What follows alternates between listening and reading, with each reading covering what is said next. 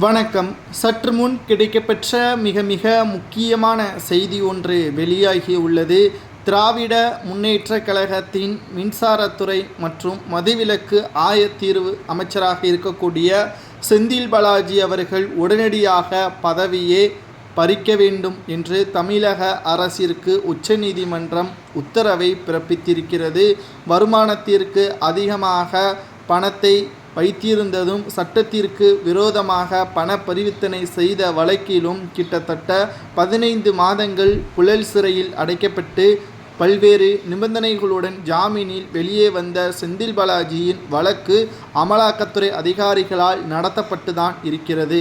குறிப்பாக ஜாமீன் நிபந்தனைகளை மீறிவிட்டாரா செந்தில் பாலாஜி? அதாவது வெளியான நீதிமன்ற தீர்ப்பு வெளியான உடனே மறுநாளே செந்தில் பாலாஜிக்கு அமைச்சர் பதவி கொடுக்கப்பட்டது. இதில் சட்டத்திற்கு இடம் இருக்கிறதா என்று பார்க்கும் பொழுது நிச்சயமாக சட்டத்தில் இடம் இருக்கிறது. ஆனால் மனிதாபிமான அடிப்படையில் தமிழக அரசு மக்கள் மீது வைத்திருக்கின்ற நம்பிக்கை, மரியாதை மற்றும் அவர்கள் மீது இருக்கக்கூடிய வளர்ச்சி அடிப்படையில் தமிழக அரசு தான் இந்த முடிவை எடுக்க வேண்டும். தனிப்பட்ட முறையில் ஒரு ஊழல்வாதி என்று நீதிமன்றத்தில் வழக்கு நிலுவையில் இருக்கக்கூடிய நிலையில் அந்த வழக்கு முழுமையாக முடிவு அடையும் வரை அவருக்கு அந்த பதவி கொடுப்பது தனிப்பட்ட முறையில் தவறுதான் என்றும் தமிழக அரசு கவனத்தில் கொள்ள வேண்டும்.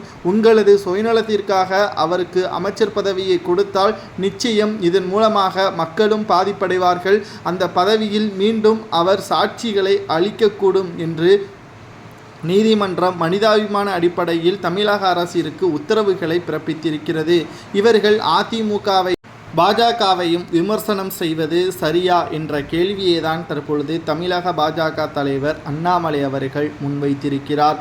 திராவிட முன்னேற்ற கழகத்தில் இருக்கக்கூடிய அமைச்சர்கள் யாராவது யோக்கியர்களாக இருக்கிறார்களா? அனைவர் மீதும் வழக்குகள் தான் இருக்கிறது. ஏன் மு.க. ஸ்டாலின் மீதும் வழக்குகள் தான் இருக்கிறது.